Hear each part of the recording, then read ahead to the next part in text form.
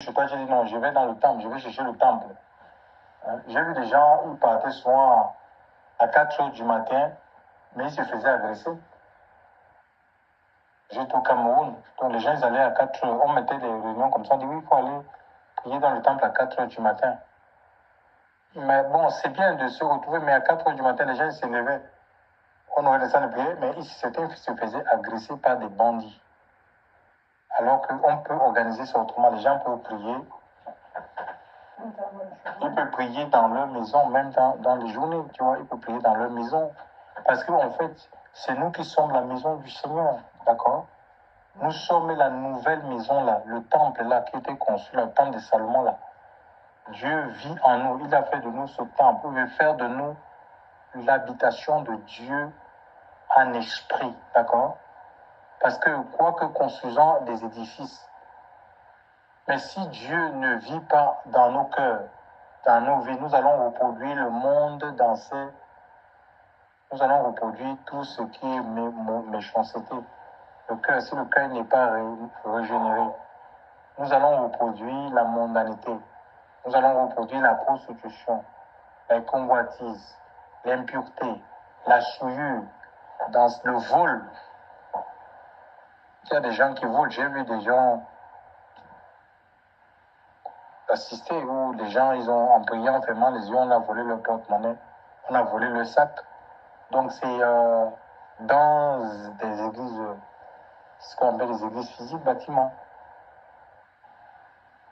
Donc le Seigneur, les hôtels aujourd'hui, donc même les hôtels autrefois, ils érigeaient les hôtels. Les hôtels, c'était des lieux de rencontre, d'accord? Ils érigeaient les hôtels, les gens de l'ancienne alliance là. Ils érigeaient des hôtels, c'était souvent des ordres, parce qu'ils recevaient un ordre de la part du Seigneur pour le faire, ou parce qu'ils ont eu une visitation, ou encore pour remercier Dieu de les avoir délivrés d'une calamité. Nous avons l'exemple avec Noé. Quand il est sorti de l'arche, il avait sacrifié, il avait érigé une à sacrifier les animaux pour remercier le Seigneur, alléluia, de l'avoir épargné du déluge. Voyez un peu, nous avons comme les Abraham, ils ont érigé des hôtels, les Isaac, les Jacob, ils ont érigé des hôtels, d'accord, par rapport à des visitations qu'ils ont eues. Aujourd'hui, on dit construire, on demande de construire des hôtels, on n'a pas des hôtels à construire. Il y a un hôtel qui a été construit, c'est l'hôtel de la croix, c'est un lieu de rencontre en fait. Un lieu d'interférence entre le monde, qui sert d'interférence entre le monde physique et le monde spirituel, ou un lieu de rencontre. C'est un lieu où le physique et le spirituel se rencontrent en fait. D'accord? Et on n'a pas besoin d'ériger des hôtels physiques, des monuments, des bons en disant que ça on consacre à Dieu. L'hôtel qui nous permet de rencontrer, c'est la croix en fait. C'est la croix de Christ, elle est suffisante et il ne peut pas avoir un hôtel qui soit au-dessus de l'hôtel de la croix, d'accord? Parce que même ces hôtels-là, il y a les esprits qui opèrent, d'accord? Il y a les esprits qui opèrent derrière les hôtels. Parce que dans des familles, dans des communautés, dans des régions, dans des pays, il y a des gens qui rentrent en contact, en communication avec les mauvais esprits. Et ils érigent des hôtels et ces esprits opèrent à travers ces hôtels. Mais le Seigneur, quand on lit Colossiens chapitre 2, l'Écriture nous dit le Seigneur on appelle ça comment? Le Seigneur il a dépouillé les dominations, d'accord? Il a dépouillé les dominations. On peut lire ça. Colossiens, donc aussi l'étude. Colossiens 2.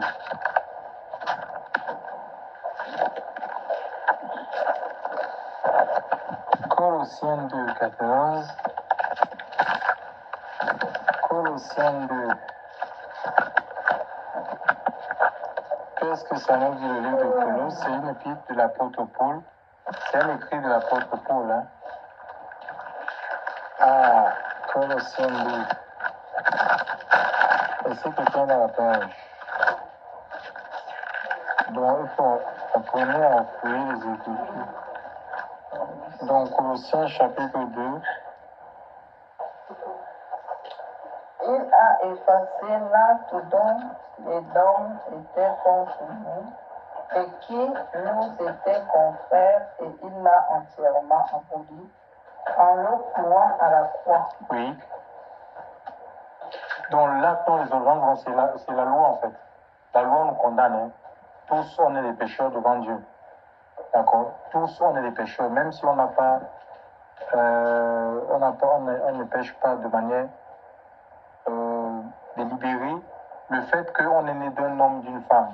Donc je crois qu'il y a le roi David qui a dit, je suis né dans l'iniquité, ma mère m'a conçu, c'est le psaume 51, c'est un psaume très fort, un psaume de repentance. Ma mère m'a conçu dans le péché. Donc le fait qu'on est né d'un homme ou d'une femme, ça fait de nous des pécheurs, des coupables devant le Seigneur.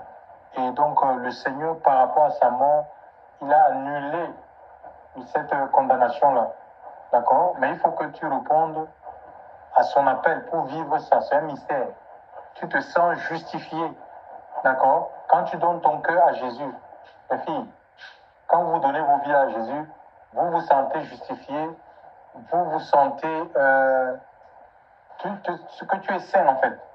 Le Seigneur était sanctifié par cet acte-là. Tu te sens, tu es régénéré. Tu sens qu'au fond de toi, tu sais que tu es une nouvelle personne. D'accord? Il enlève la malédiction. Tu sais que tu n'es plus maudit, tu n'es plus sous la malédiction, tu n'es plus sous la condamnation, tu le sais. Tu le sais par l'Esprit de Dieu. Et François, tu veux continuer la lecture, s'il te plaît? Il a effacé l'acte dont les hommes étaient contre nous et qui nous était contraire, et il a entièrement aboli en le clouant à la croix. Il a dépouillé les principautés et les autorités et les a exposées publiquement en spectacle en triomphant d'elles par la croix. Donc, triompher sur quelque chose, c'est dominer sur la chose, c'est avoir le dessus, la suprématie, d'accord, la victoire. Sur quoi? Sur les démons qui opèrent à travers les autels nous en cédons. On ne peut pas te dire que maintenant, il y a les autels, il y a l'autel que tes parents, ils ont érigé, et c'est ça qui vous maintient dans le célibat. Il faut que toi, tu te mêles, il faut que tu fasses une semence, ou que tu fasses un sacrifice, ou que tu fasses un jeûne de combien de jours, pour que ces autels-là ne combattent plus ta vie, ta famille, c'est le mensonge, ça. C'est Jésus qui a dépouillé les démons qui opèrent à travers ces hôtels-là. Il nous a dit que quoi? Que Jésus a triomphé sur ces démons-là, en fait. Donc Jésus a eu la victoire. Il les a dépouillés. Donc il a anéanti, il a pris leur force. Il les a rendus sans force, inefficaces. Il les a vidés. Il a vidé ces puissances-là. Puissance de la sorcellerie. D'accord? Puissance des marabouts. Puissance de la rose, quoi, de l'occultisme. Il a vidé ses puissances, puissance des esprits des eaux, les puissances des esprits qui a des tombes, les esprits des airs, les esprits des montagnes. Il les a vidés de leur force, d'accord, en triomphant d'elles par la croix, d'accord. Il les a livrés en spectacle, c'est-à-dire au ridicule. C'est pourquoi il nous a dit que celui qui est en nous, c'est-à-dire Christ en nous, par son esprit, est plus fort que celui qui est dans le monde. Et il a donné à ses disciples le pouvoir, Luc 19, de marcher sur quoi? Sur les serpents. C'est donné à tous les disciples. Donc, si tu veux marcher, le serpent, c'est le serpent qui a séduit Ève. D'accord? Dans le jardin d'Éden. Il te donne le pouvoir, la suprématie, la domination sur le serpent. C'est les forces des ténèbres. Sur toute la puissance de l'ennemi. Et rien rien n'est censé nuire les enfants de Dieu. C'est-à-dire que rien ne doit nous empêcher à obéir au Seigneur. Même les oppressions auxquelles nous pouvons être sujets. Il peut y avoir des oppressions, d'accord? Il peut y avoir même des maladies, parce que le diable peut toucher notre chair. Mais ça ne peut pas nous empêcher l'emprisonnement. Et oui, disciples du Seigneur, on peut connaître la prison, on peut connaître la famine, on peut connaître la soif, on peut connaître la nudité, le manquement, on peut connaître ça. Paul dit que j'ai appris, il dit qu'il a appris à servir Dieu, même dans le dénuement total, ça ne peut pas t'empêcher. Pourquoi? Parce que tu as quelque chose qui est en toi, l'esprit supérieur. Parce qu'on adore Dieu. Nous adorons Dieu avec l'esprit, ce n'est pas avec la chair. Donc si tu as l'esprit de Dieu en toi, ce n'est pas parce que ta chair va manquer des choses. La chair ne peut pas te gouverner. D'accord? La chair ne peut pas te diriger. C'est l'esprit de Dieu qui te dirige. Et puisque nous servons Dieu en esprit en vérité, l'esprit de Dieu va t'amener à plus de communion avec le Seigneur. Va t'amener à adorer Dieu, à louer Dieu, même dans la souffrance, même dans la maladie, même dans la pauvreté, même dans le manquement, même dans le célibat, même dans, je ne sais pas, dans quelles que soient les situations dans lesquelles tu peux te trouver.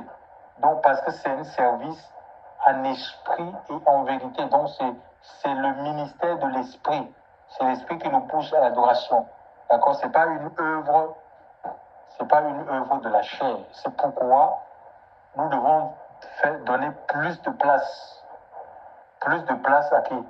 Au Seigneur. Vous avez chanté un chant là, un très beau chant, que Dieu vous bénisse, et qu'il soit la source de votre inspiration. Plus de toi, moins de moi. Oui, donc ça dit que plus de présence du Seigneur, la chair va diminuer, d'accord? On ne va pas pour obtenir les choses de selon parce qu'on les a pas, on va aller se mettre à vouloir voler. Non. On va vivre dans le contentement. C'est ça, l'Esprit humain a vu dans le contentement la suffisance, même si on a des manques. C'est comme si on se suffisait, pourtant on ne se suffit pas. Mais ça, c'est l'Esprit de Dieu qui le fait en nous. Et il faut qu'on donne la place. On doit donner la priorité au Saint-Esprit de gouverner, d'accord? De gouverner, ce n'est pas une œuvre de la chair. Donc, que personne ne vous dise qu'il faut faire une sémence de 1 000 € de tel montant pour obtenir telle bénédiction. C'est faux. Nous sommes un peuple qui est béni. Et ce n'est pas en faisant, ce n'est pas parce qu'on va faire des choses, d'accord?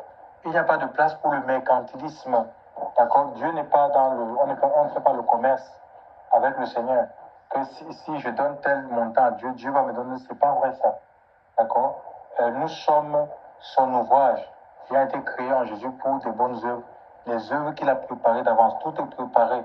Les promesses de Dieu sont faites, d'accord? Nous rentrons dans l'accomplissement par une vie d'obéissance, de soumission totale. Si on soumet notre vie à Dieu, d'accord? Si ta vie est soumise au Seigneur et l'Esprit de Dieu en toi gouvernant ta vie, il va te dire par exemple, ma fille, je veux que tu me donnes telle chose. Tu le feras, d'accord? Ce n'est pas un homme qui va te dire, il faut donner tel montant. Non, l'Esprit de Dieu va mettre, même si tu dois donner un montant, par rapport à l'œuvre de l'Esprit de Dieu va te convaincre de la nécessité de donner ce montant. L'Esprit de Dieu, ça c'est l'Esprit de Dieu qui le fait. D'accord? C'est une vie soumise au Seigneur et tu ne regretteras pas parce que Dieu ne peut pas te demander quelque chose. En fait, c'est des tests. En fait, c'est pas pour que tu sois dans le dénuement, pour que tu sois dans le manque. C'est un test. Pour que tu sois dans le manquement, oui. C'est un test pour voir si tu es plus attaché à lui que aux choses qui te demandent. C'est juste un test. Donc, si tu obéis, ben, tu vas voir, ton obéissance va déclencher plus de bénédictions, alléluia, dans ta vie. Donc, nous vivons des temps où Dieu ne nous parle pas à travers le Fils, d'accord? Il ne nous parle plus comme il parlait autrefois. Autrefois, il a parlé à travers des prophètes de diverses manières, nous dit l'Écriture. C'est dans le livre Hébreux, chapitre 1. On peut lire ça, s'il vous plaît. Hébreux, chapitre 1, le verset 1 à 2.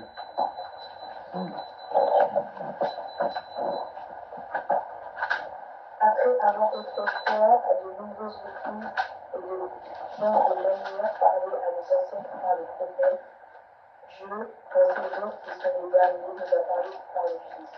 Il dit voilà, nous vivons les derniers jours. L'Écriture dit qu'il nous a parlé par le Fils. D'accord? Qu'il a établi héritier de toutes choses. Donc nous avons tout pleinement en Christ. Héritier de toutes choses. Il n'y a pas de bénédiction d'héritage en dehors de qui? C'est pas un homme de Dieu ne peut pas te rendre riche. Nous avons tout pleinement, et que tu nous dis, en Christ, d'accord? Tous les trésors de la sagesse, de la connaissance sont en lui seul. Tu veux la sagesse, tu veux la connaissance, tu veux l'illumination, c'est en Christ. Toutes ces choses sont dans la personne, se résident dans la personne de Christ. Ce n'est pas ailleurs. Ce n'est pas dans les facultés. Tu vas voir peut-être la lettre. Tu comprends les connaissances pour la connaissance. Mais la révélation, connaissance, révélatrice, illumination, compréhension, discernement, ces choses-là, c'est dans le Seigneur et il faut être son disciple. Il nous a parlé par le Fils et il a introduit. Quand Jésus est sorti de l'eau, il y a une voix qui s'est fait entendre dans le ciel. Celui-ci est mon Fils, en qui j'ai mis toute mon affection. Écoutez-le. Il est dit, écoutez qui? Le Seigneur. Il faut écouter Jésus. Écoutez-le, d'accord? Il faut écouter le Christ. Et le Christ parle à travers des hommes, d'accord?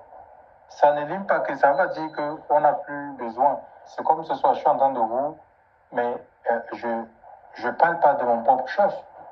C'est Christ que je vous présente, d'accord? Je ne vous demande pas de me suivre ou de prendre mes paroles à la lettre, d'accord? Vous devez exercer votre discernement. Donc, je ne parle pas de mon propre chef, je parle de la part du Seigneur. Et la mission que les ministères ont, c'est de vous développer, c'est de développer votre foi, de développer votre vie spirituelle pour que vous ne soyez pas emportés, en fait. Pas de fausses doctrines. C'est de vous asseoir dans la doctrine. C'est de vous établir, enracinés dans la parole de Dieu pour que vous ne soyez pas séduits. C'est ça, c'est le rôle. Ce n'est pas vous attacher à un système, à une organisation. Parce que les systèmes et les organisations, les hommes passent. Mais la parole de Dieu demeure éternellement. D'accord? C'est de vous établir dans la parole qui demeure. La parole de Dieu demeure. Les hommes passent. Les mouvements passent. Les organisations vont passer. Même les assemblées aujourd'hui, vous allez trouver des assemblées, ils changent de nom. Hein? Aujourd'hui, on va l'appeler tel ministère. Après, un an après, il va changer. Et je pense que c'est ça. Dieu nous appelle à la repentance. Ce n'est pas les changements de nom d'organisation ou d'association qui fera qu'il y ait plus de l'esprit ou que Dieu se manifeste. C'est le changement que Dieu veut au milieu de nous. C'est un changement de cœur. D'accord? Ce qu'on appelle la repentance. Dieu lui-même, il a introduit le Fils comme étant celui que nous devons faire quoi? Nous devons écouter. Et le Fils, rendant son ministère dans la chair, dans ces dernières heures,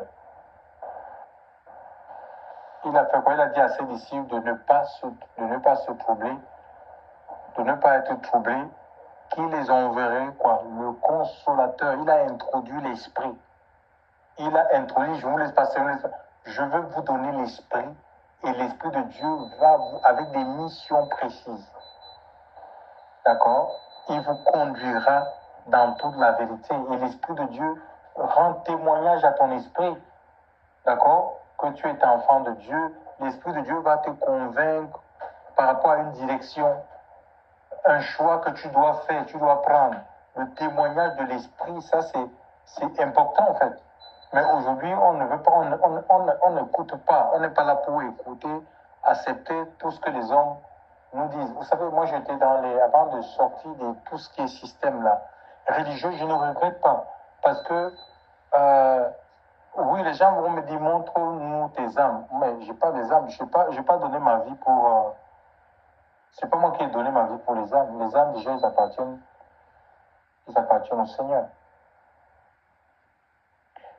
Le Seigneur, il prêchait, il avait 12. Il avait bâti 12 pour continuer son ministère.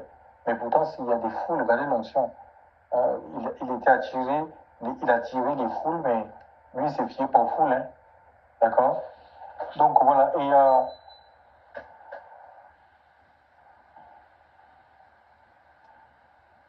donc il se fiait pas aux foules. C'est pas un problème des âmes en fait. Donc les âmes, ils appartiennent à Christ en fait. Les âmes n'appartiennent pas à un homme, à un mouvement, à une organisation. Ça veut dire on a tout faux en fait. On a tout faux. Comme il faut montrer tes âmes, il faut montrer tes églises que tu as bâties au Seigneur. Donc ça, on peut prendre la place du Seigneur. Donc il faudrait qu'on reconnaisse un peu nos limites. Il y a des limites en fait. Donc je disais que le Seigneur lui-même, Jésus a été introduit par le Père comme étant celui que nous devons écouter. Et Jean-Baptiste aussi, durant son ministère, pourtant les gens pensaient qu'il était le Christ. Il a dit que non, il vient celui qui est plus puissant que moi, dont je ne suis même pas digne de délier la couronne de ses souliers. Lui, il vous baptisera du Saint-Esprit et de feu. Et il va présenter Jésus comme étant l'agneau de Dieu qui ôte le péché du monde. Pour dire aux gens maintenant, vous arrêtez d'offrir des sacrifices. Donc, le sacrifice des animaux là, donc dans le sacerdoce lévitique, devait prendre fin. D'accord? Que maintenant, c'est lui l'agneau. Parce que même à cette époque-là, il y avait des gens qui n'avaient pas la capacité et étaient dans l'incapacité d'offrir un agneau pour le pardon de leurs péchés. C'est pourquoi Dieu avait, pour régler cette situation, il avait permis que les gens, on appelle ça l'offrande du pauvre, les pauvres puissent apporter les animaux, les oiseaux tels que les tourterelles, les pigeons en fait, d'accord, pour le pardon de leur offense. Donc il va présenter comme étant l'agneau qui ôte. Donc c'est Jésus qui enlève, ôter. Donc ça dit que le péché c'est comme un vêtement qui est collé à toi. Donc ça peut être le vol qui est collé à toi. Imagine un peu. On dit qu'un repas ne peut-il changer de goût. C'est pas possible. Donc le péché c'est quelque chose qui est collé à nous. On n'a pas envie, on est conscient que c'est quelque chose qui n'est pas bon, mais on le fait quand même. Et parfois on le fait en cachette. Pour que les gens ne nous voient pas, parce qu'on est conscient que ce n'est pas bon.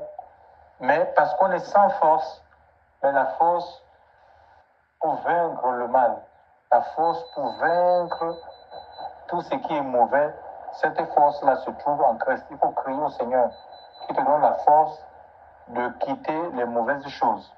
D'accord? La force que le Seigneur puisse transformer notre cœur, alléluia, qui mette les désirs de pureté, de justice, de sainteté en nous. Et je disais que Jésus lui-même, il a introduit le Saint-Esprit en disant qu'il vous conduira dans toute la vérité. Dans le livre de Romains 8, 16, par là, il est dit que l'Esprit de Dieu rend témoignage à notre esprit que nous sommes enfants de Dieu. Donc, on vit une époque où, parce qu'il y a beaucoup de séduction en fait, d'accord? Et même un homme de Dieu qui est vrai, par rapport à ses intérêts, il peut te maintenir dans la captivité. D'accord? Et beaucoup d'enfants de Dieu sont captifs comme ça par rapport à ses intérêts. Je ne veux pas me défaire de ces gens, puisque c'est eux qui aident à construire mon ministère et on commence à donner des fausses prophéties aux gens. Alors, mais si tu trouves dans des assemblées où les gens n'ont pas de communion avec le Seigneur, je suis en train de vous dire, ce qui a gardé votre maman et moi, c'est que nous, autrefois, quand on fréquentait les systèmes d'église, notre vie spirituelle ne commençait pas et ne s'arrêtait pas dans l'assemblée, ou n'était pas régi seulement avec les programmes de l'assemblée. Par exemple, les jeûnes qu'on proclamait dans l'assemblée, les temps de prière qui étaient programmés, les programmes d'église dans l'assemblée. Non. On avait ce qu'on appelle des cultes personnels. Et je vous assure, et c'est des cultes personnels, là, c'est où le Seigneur il te parle dans son intimité, où Dieu te montre même l'endroit où tu es. D'accord? Les choses qui ne sont pas visibles, perceptibles avec l'œil naturel, où l'Esprit de Dieu t'ouvre les yeux. Il te montre, parce que parfois, on est dans des endroits où on condamne le catholicisme, mais Dieu te montre des idoles spirituelles en fait. L'Esprit de Dieu t'ouvre les yeux et te montre l'idolâtrie. Dans les milieux, pourtant tu ne vois pas, il n'y a pas des idoles. Hein. Seigneur Yeshua. Il te montre des idoles dans une assemblée alors qu'il n'y a pas les statues de Joseph, les statues de Marie. Tu dis que mais, ah non, moi on est aveugle, hein, je vous assure. Et le Seigneur dit qu'il est venu pour un jugement, pour que ceux qui sont aveugles puissent voir. Et si tu acceptes d'être aveugle, le Seigneur va te prêter ses yeux et tu verras l'environnement où tu évolues. Tu verras, il peut te montrer le cœur des personnes qui sont avec toi. Chers frères et sœurs dans le Seigneur, il y a des gens qui peuvent être attachés à vous seulement pour leur intérêt, hein, pour ce que vous pouvez les apporter. Hein, donc, tous ceux qui sont à vos côtés ne sont pas de votre côté, en fait. Ils ne sont pas de ton côté. Ah oui. Donc, c'est pourquoi il faut développer sa communion. Elle est personnelle. La communion, elle est intime. Les enfants, elle est intime avec le Seigneur. On vit dans un monde des intérêts. Les gens cherchent que leur intérêt. Donc, et Jésus, il a une voie nouvelle qu'il a inaugurée. Et cette voie-là, les gens ne veulent pas. Ils ne veulent pas parce que ça demande quoi? Ça demande le sacrifice de notre propre vie. Ça demande que chacun puisse se prendre en charge, en fait. Hein, une voie nouvelle qu'il a inaugurée au travers de son corps, où nous avons la liberté de rentrer dans de communier avec, de changer directement sans passer par des intermédiaires. Nous, on veut des intermédiaires. Il y a beaucoup de paresse dans les milieux chrétiens. Les gens ne veulent pas chercher Dieu par eux-mêmes. Ils préfèrent des hommes qui vont prier pour eux, des hommes qui vont gêner pour eux, des hommes qui vont faire des choses pour eux, et eux, ils vont seulement donner l'argent, et ils pensant que leur vie, c'est pourquoi il n'y a pas, les vies ne changent pas, chers frères et sœurs. Les vies ne changent pas, les gens ne vivent rien du tout. Hein? Donc, le Seigneur veut que chaque vie est appelée par le Seigneur à être réveillée. Dieu veut réveiller chaque vie. Mais il faut que chacun puisse se donner pour avoir accès à ce réveil spirituel, chers frères et sœurs, dans le Seigneur. Donc nous avons aussi dans le livre, par exemple, de Marc, chapitre 9, nous avons la transfiguration en fait. Marc 9, 1 à 7, où Jésus avait amené sur une haute montagne l'apôtre Jean, l'apôtre Jacques et Pierre. Donc, et là, le Seigneur va, l'aspect de son visage va changer, et ils vont voir non seulement Jésus, ils verront Élie et Moïse. Moïse qui est la loi, qui représente la loi, d'accord? Le sacerdoce et tout.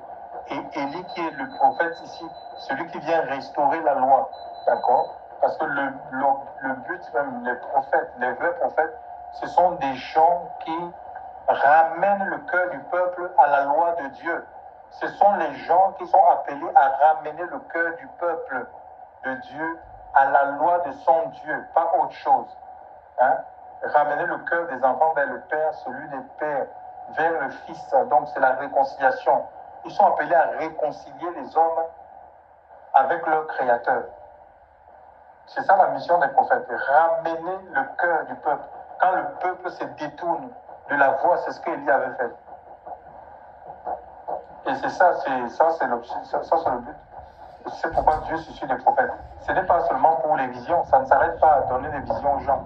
J'ai vu ceci, j'ai vu cela, j'ai vu que tu habites dans tel quartier. Ce n'est pas ça en fait. J'ai vu que ton compte bancaire a tel montant, c'est pas ça.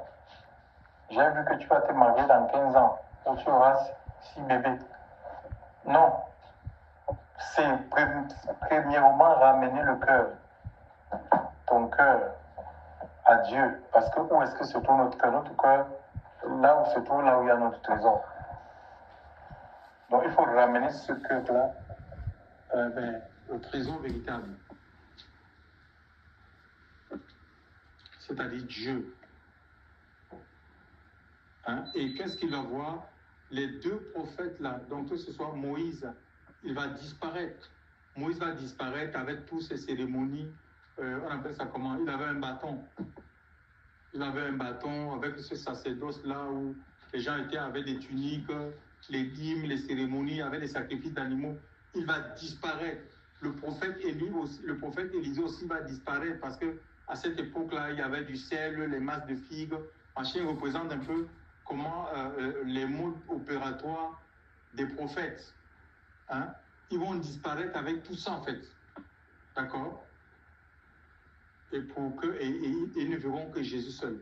Alors que eux, quand ils ont vu ça, l'apôtre Pierre a dit, mais nous allons faire 3 tentes, une pour le prophète Élie, une pour le prophète Moïse et une pour Jésus. Donc un mélange de loi et de grâce en fait.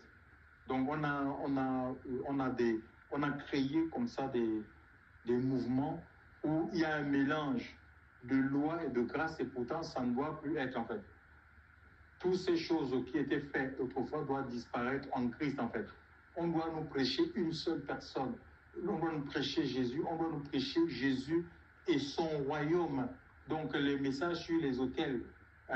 L'autel, il faut bâtir son autel. On prêche sur des choses que Jésus n'a jamais prêchées. Un évangile que Christ n'a jamais prêché. Il a parlé du royaume des cieux. Alléluia. Et c'est le royaume que nous voulons. Si on privilégie le royaume des cieux et sa justice, c'est-à-dire ses lois, les lois du royaume, le règlement du royaume, les règles du royaume, mais toutes les choses de la terre nous seront données. Hein. On ne va pas courir après ces choses. Alléluia. Ces choses viendront d'elles-mêmes. Alléluia. Gloire au Seigneur. Donc nous voulons le royaume, pas autre chose. Et le royaume des cieux, Paul l'a défini dans Romains 14, 17. Il dit, ce n'est pas le manger, le boire. Vous savez, ce n'est pas le manger, le boire. Et le Seigneur va dire à ses disciples pourquoi. De ne pas s'inquiéter du lendemain, des choses, qu'est-ce qu'ils vont manger, qu'est-ce qu'ils vont... Que ce sont les païens qui recherchent ces choses. On est à la course, au point où même notre vie, parfois spirituelle, prend des coups. On est à la course de ces choses. Il dit, ce sont les païens, parce qu'ils en ont fait de ces choses leur Dieu. Et quand le travail d'entreprise ferme, il est prêt à se suicider parce qu'il se dit que c'est fini, sa vie est finie. Il a bâti sa vie sur quoi? Sur le travail, parce que sur ce travail-là, il a misé sur ce travail où il a fait même des crédits. Il a fait des crédits, par exemple, de maison. 20 ans, 30 ans, il s'est dit, mais maintenant que l'entreprise a fermé, je vais faire comment? Pour payer mon loyer, il préfère mettre fin à sa vie.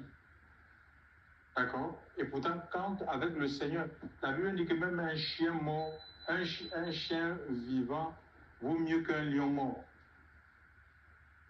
Donc, il y a espoir. D'accord? Il y a une espérance avec Dieu, les amis. Même quand quand notre ciel s'assombrit. D'accord? Il y a l'espoir avec Dieu. Même quand des portes se fermeront sur votre chemin, quand une porte se ferme, il y a une autre qui s'ouvre. C'est comme ça avec Dieu. Ça veut dire qu'il y a une meilleure porte qui va s'ouvrir. C'est pourquoi il dit que, mais, si au fond de toi, tu sais que tu marches avec le Seigneur, hein, c'est pourquoi il dit que tout concourt au bien, c'est important de lire la Bible. Tout concourt au bien de ceux qui aiment Dieu, même les choses qui nous arrivent, peut-être ça nous paraît qu'ils sont inconfortables. Et l'Écriture dit que ça concourt à notre bien. D'accord? Regardez un peu la vie de Joseph en Égypte. Hein? Il a été accusé faussement parce qu'il y avait une femme là qui s'amusait à éteindre les étoiles des gens. Tous les jeunes qui venaient à la maison, elle les arrêtait là, elle les éteignait en leur proposant des choses qui sont contraires à désobéir à la parole de Dieu. Et ça a valu quoi? La prison. Il s'est retrouvé dans la prison de Pharaon. D'accord? Et c'est de cette prison-là que Dieu l'a utilisé pour interpréter les songes des gens. Et 3 ans après, il a été 2 ans après, le pharaon lui-même a eu des rêves. Il a eu des rêves et les chansons à qui il avait donné l'interprétation, il s'est souvenu que, mais en prison là-bas, il y a quelqu'un qui avait interprété son rêve et c'était précis. Qui va se souvenir de Joseph, c'est là qu'on lui fera appel. Mais s'il n'était pas allé dans cette prison-là, pour lui c'était une injustice parce qu'il disait que, et quand on voit sa conversation avec les chansons, il disait que mais je suis ici innocemment en fait. On m'a amené, je n'ai rien fait en fait. Il a été accusé à tort. Donc on peut se retrouver en prison à tort, d'accord? Mais le Seigneur va se servir de ça pour glorifier son nom. Notre Dieu ne l'a pas abandonné, malgré qu'il a vécu une injustice. Donc, on peut connaître des injustices. D'accord? Et on est dans un monde où il y a des injustices. Hein. Il y a des injustices, il faut marcher avec le Seigneur. Moi, je me souviens un jour, donc, notre maison, c'était en 2004. 2005, ça avait pris feu. Et on a pris le meilleur avocat hein, qui était expert dans l'étude des incendies. Mais on nous a condamnés. Imaginez, nous, on est victimes, on nous condamne. Et après, il y a une sœur qui dit non, quoi, je ne peux pas aller, sinon je vais, si c'était moi à votre place, on va aux grandes instances. Je vais aux grandes instances, et si le grande instance nous condamne, on va en cassation. Le monsieur, il était parti au tribunal, le premier instance, donc il a pris le dossier pour amener aux grandes instances.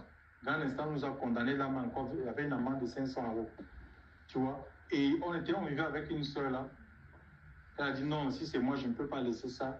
Je vais juste en cassation. En priant, le Seigneur nous demande de laisser et de donner l'argent à cette femme. Que c'est moi qui laisse ça pour que vous sachiez qu'il n'y a pas de justice sur la terre. Nous, on l'a reçu ça. Elle a dit que non, il faut aller. Elle n'avait rien reçu. Nous, on l'a reçu comme ça, on avait le repos. Et on a donné l'argent à cette femme-là. On a dit à l'avocat qu'il faut arrêter ça. Arrêtons ça comme ça. On a écouté la voix du Seigneur. Donc, c'est ça, c'est le royaume, d'accord? C'est le royaume des cieux. Et le Seigneur doit être votre source d'inspiration. Il inspire par le Saint-Esprit, d'accord? Il inspire par le Saint-Esprit. À lui soit toute la gloire. Nous allons demander au Seigneur vraiment de nous donner la force ce soir, de rester dans ses voies, d'accord? Nous ne voulons pas